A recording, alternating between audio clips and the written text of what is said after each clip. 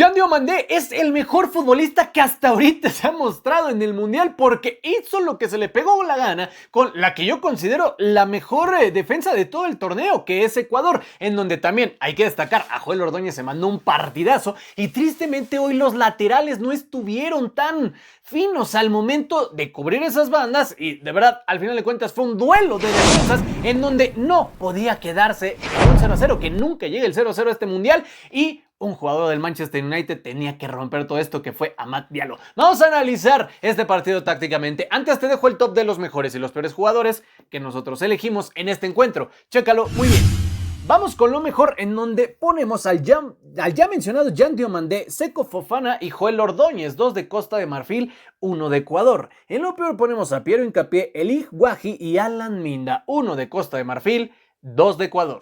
Pasamos a lo táctico, te explico. Costa de Marfil arrancó con un 4-3-3 y Ecuador con un 4-2-3-1. Muy interesante porque sí pasaban al 4-4-2 al momento de defenderse, en donde, digamos, tanto Plata como Valencia sin balón jugaban muy a la par de los extremos, en donde Minda y de igual manera Yewa podía tener cierta profundidad y atacaban mucho en bloque, ya que al momento de interiorizar la idea es que los laterales pudieran subir. Entre comillas, Pacho y Ordóñez tenían siempre una línea de 3 porque Pedro Vite se botaba mucho, y habilitar por este costado también a Caicedo. La idea estaba interesante. ¿Por qué? Porque con esto evitas mucho del traslado entre líneas de Costa de Marfil, que es una de sus principales fuerzas. ¿Qué sucede? Que esto produce que durante los primeros 25 minutos Ecuador fuera amplio dominador del compromiso. La situación es que al momento de llegar tantos elementos y siempre tener un rebote acá, Costa de Marfil empezó a darse cuenta que los trazos largos o las transiciones rápidas, en donde un lateral al central, al mediocampista, Fofana, que se manda un partidazo, y abrir de inmediato a Diomandé en este sentido, o de igual manera a Pepe, a Touré, que no tuvo un buen partido, sin embargo estaba presente, siempre hacía que las transiciones fueran bastante largas y rápidas. Entonces Ecuador desaprovechó ciertas oportunidades porque incluso Pedro Vite o Caicedo subían de tal manera en las cuales los pases eran filtrados. De hecho, Pedro Vite puso una asistencia tremenda en donde, vaya, ese travesaño, 3 postes tuvo esa portería. Al final de cuentas no terminó influyendo tanto porque el ritmo se veía complicado que lo pudieran aguantar ante un equipo africano, que de verdad, mis respetos. ¿Qué pasa con esto? Que por su parte Costa de Marfil era un 4-1-4-1 para defenderse, y en muchos lapsos un 4-5-1, y siempre teniendo una referencia fija de ataque, sí, pero a los extremos sumamente abiertos para buscar profundidad. Eso, mis respetos. Ahora, ¿qué sucede con todo esto? Que Costa de Marfil se da cuenta de lo mismo y entonces empieza a adelantar un poco más las líneas. Primero, enfría el juego con lateralidad.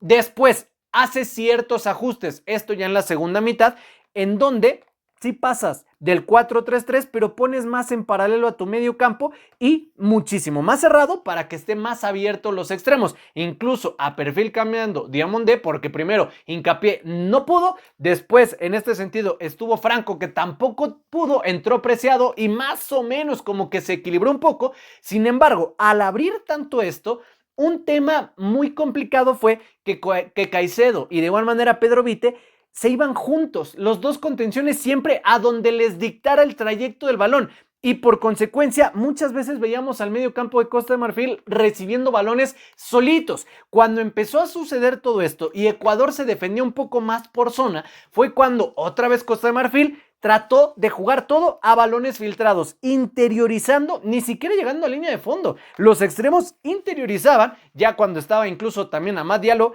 tanto que subía la línea defensiva. Nunca estaban mal parados los de Costa de Marfil, y entonces pasaba a una especie de 4-4-1, pero ambos bloques de 4 en una media luna muy marcada. A veces ya era evidente hasta una línea de 3-4-3, y eso de verdad terminó costándoles, porque al momento en el que hubiera un contragolpe, que justo así cayó el gol de la victoria, lo iban a pagar muy caro los ecuatorianos, porque sí subían con cierta alegría, en el sentido de que buscaban un gol en donde hay que ser muy sinceros en algo.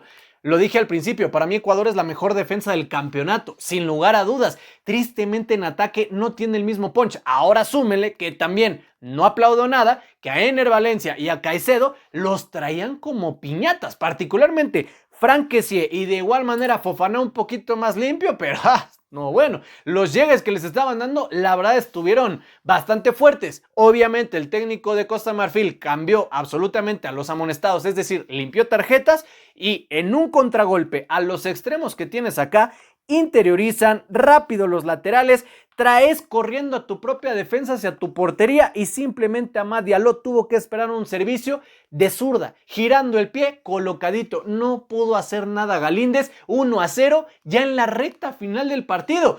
Da gusto porque no fue un 0-0, pero también queda un sinsabor porque un equipo latinoamericano, que repito, para mí es de los más competitivos que hay ahorita, terminó cayendo. Sin embargo, sé que va a tratar de ofrecer mejores cosas y al final de cuentas es una derrota bastante fuerte por el grupo que le toca. Es lo que nosotros vimos en este partido. Si deseas agregar algo más a este análisis, déjalo en la cajita de comentarios.